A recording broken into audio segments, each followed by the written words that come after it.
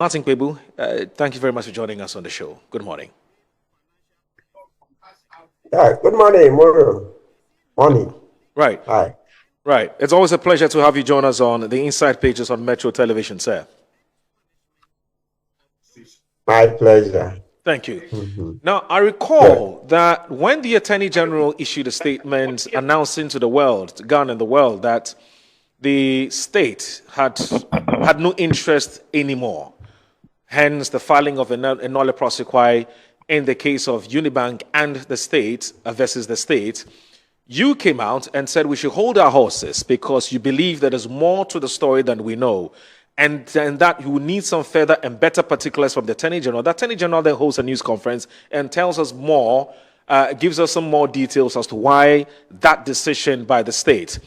What, first of all, would you be your preliminary comment about the decision and the reasons given by that decision before we even look into some specifics in terms of some documents that, as the responsible media houses, we have been able to track? We've done some digging, we've done some research, and we have a few questions that we want to run by you, and I'm sure we're very, very confident that you would have the capacity to help us appreciate that. So, first of all, what's your preliminary comment about what the Attorney General has said regarding the reasons why that nolle prosequi was filed? Due to my initial hunch, okay, that was a good decision. The reasons he's brought are reasonable.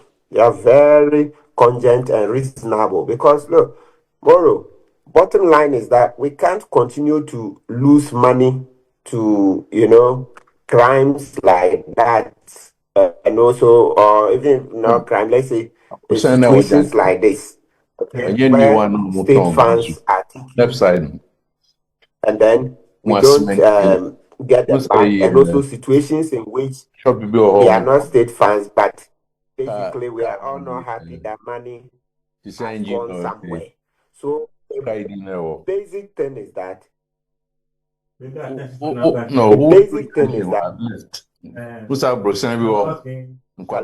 Hello?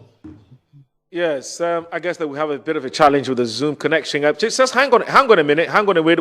We intend to fix this problem ASAP, and then we will come back to you on this, because we also have Kennel on the other line. He has actually joined us to talk about entirely different issue, and so we'll try and fix this technical challenge, and then we'll come back to you, Martin. We sincerely apologize for that. So, Martin, I'm told that we're good. We're good to go now. But when children's clothing. Well, hello? Hello, Martin, can you hear me? Hello, Martin, can you hear me?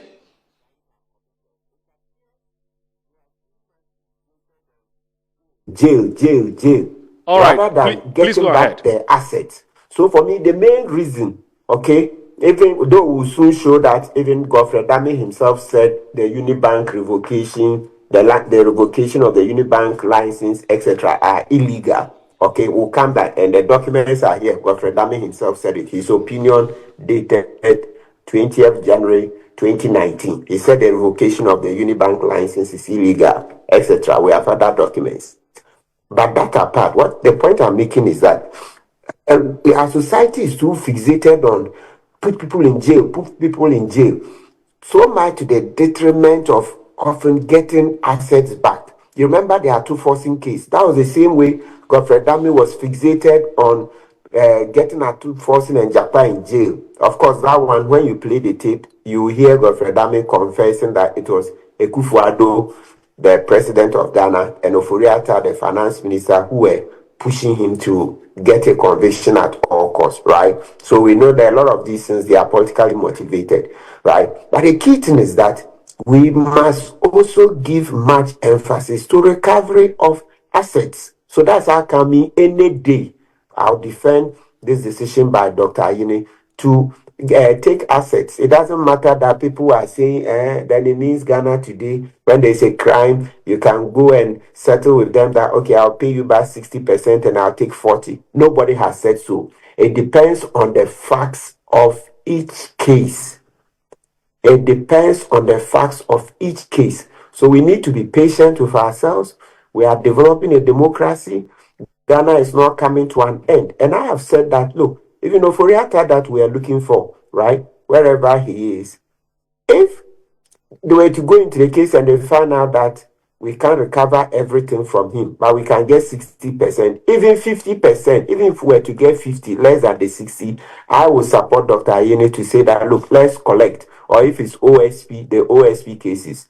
You know, when it comes to Furiata, there are some of the cases is the Attorney General who is pursuing him. And for others, is the OSP, Kisi Jabin. So I'm saying that even if it was Furiata, and all the evidence is brought, we are shown evidence that we can recover 50%, 50 of the money instead of 100. I would say, let's go for the money instead of throwing the person in jail. Because this money is something we can use for a lot of things. I'm not encouraging situations where we say people will not go to jail.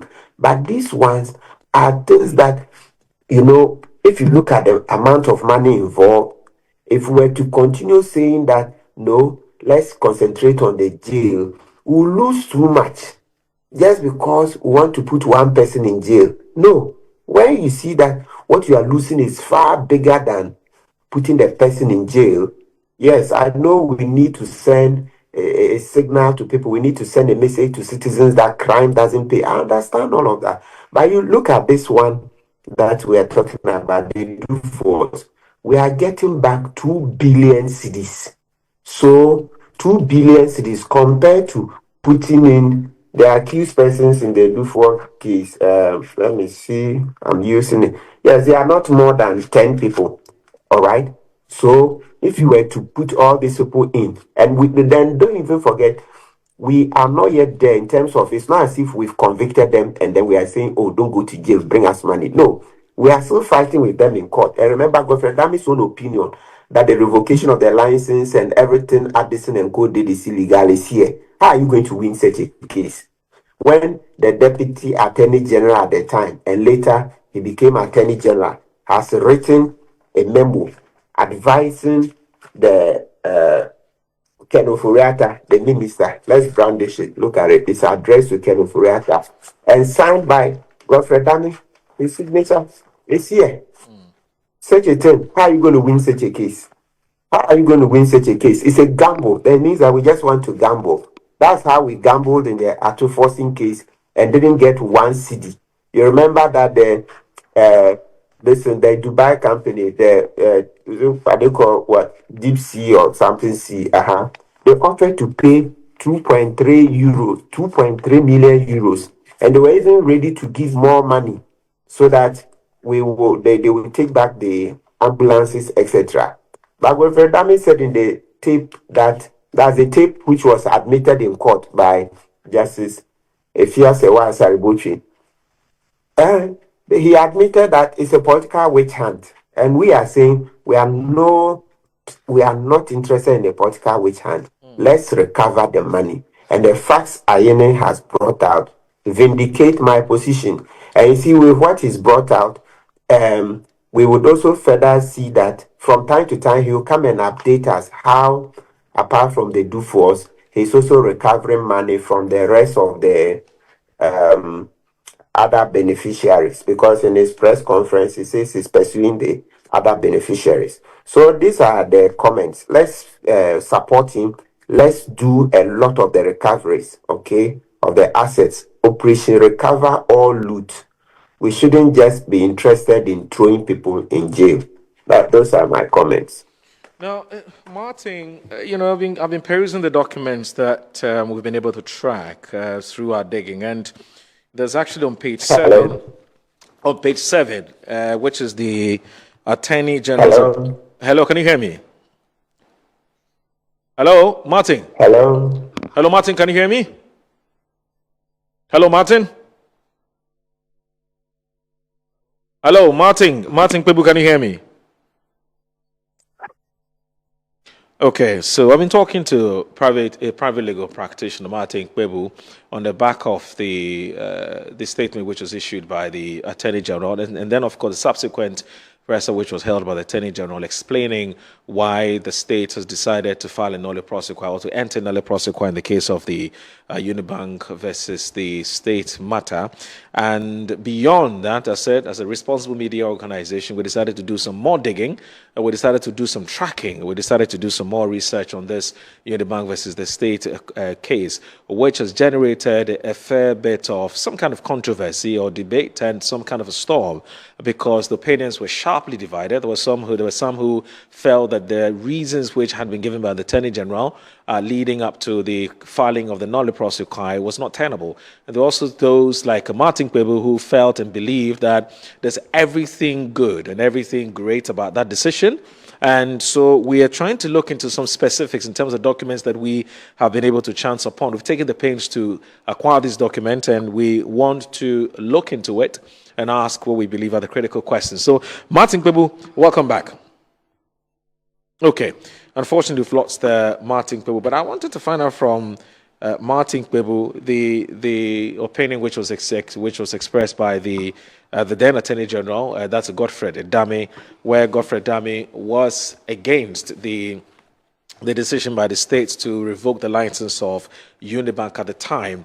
What I find a little fascinating, though, is that this document or this opinion, which was expressed by the then Attorney General, was not really made a subject of public commentary on this matter, because we also have a situation where the minority, which is the MPP minority in Parliament, are rather raising questions or issues or reservations about why the state went ahead to revoke the license, to file a nolle prosequi or to enter a nolle prosequi, when indeed their own Attorney General at the time that the MPP was in power actually expressed the same opinion, which is actually in league with what the current Attorney General also thinks, which he's been consistent about. He has said it time and again that the state had no business, absolutely no business, revoking the license of Unibank. And so we're trying to raise Mr. Martin Kpebu back on. We need to conclude this conversation before we go to Boku and look at the situation there. It's become a little volatile. We want to try and find out what else we need to do to end the Boku crisis. Is Martin Kpebu back on? Okay, Martin Kpebu is not back on. We'll try and get him back on, and then would continue with the conversation. So